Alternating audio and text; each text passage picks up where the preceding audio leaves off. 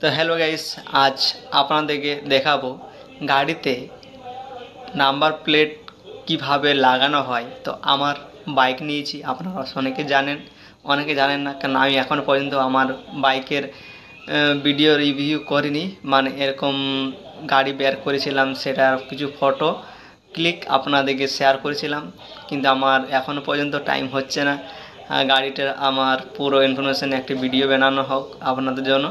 সেটা তো হয়নি, তো বাট এখন আমার নাম্বার প্লেট গাড়ি চলে এসেছে। তো আমি আজ লাগাতে যাব, তো চলো আপনাদের দেখাচ্ছে কিভাবে লাগাচ্ছে। আর আমার গাড়ি আপনারা যারা দেখেননি তারাও দেখে নেবেন।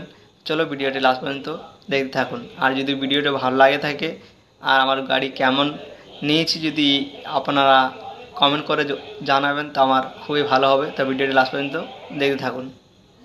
আমি চলে এসেছি নাম্বার প্লেট লাগাতে। দেখতে পাচ্ছেন আগের থেকে ভিডিও করতে পারিনি, কিন্তু আমি ওদিকে ছিলাম।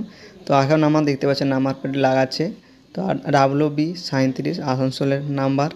তো আপনারা দেখতে পাচ্ছেন এক সাইডে আমার লাগা হয়ে গেছে, আর আমার একটা বাকি আছে এই সাইডে দেখতে পাচ্ছেন।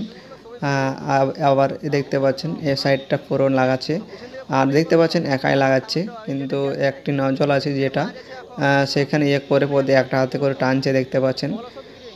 দেখতে পাচ্ছেন না, কখনো তো আমি দেখিনি, বাট প্রথমবার দেখলাম। আপনারা প্রথমবার যদি দেখে থাকেন তো অবশ্যই জানাবেন। তো আমার পিছন দিকে দেখতে পাচ্ছেন কমপ্লিট হয়ে গেছে। চলো আপনাদের আগে থেকে দেখাচ্ছি।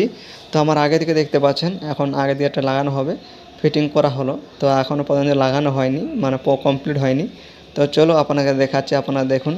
আর আমার গাড়ির কালার দেখতে পাচ্ছেন, আর গাড়ি দেখতে পাচ্ছেন। আপনারা অনেকে দেখে নিন, যারা দেখে নিন তারা দেখে নিন, আর যারা দেখেছেন অবশ্যই জানাবেন, ঠিক আছে।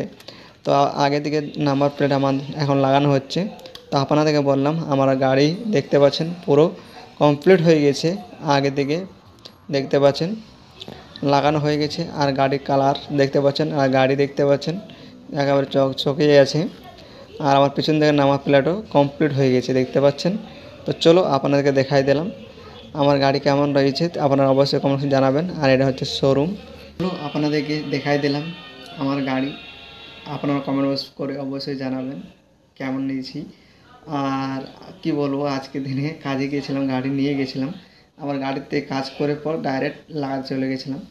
তো কি বলবো আপনাদেরকে, আজকে পরশু জল পড়েছিল রাত্রে, তো কাদাতে গাড়ি ছালিয়েছে। পিছন থেকে এটা ঠিক আছে, কিন্তু আগে থেকে যেখানে মাঠগার হয় সেটা ভিতর কাদা জমে গেছিলো প্রচণ্ড, সেখানে বের করা হয়েছে।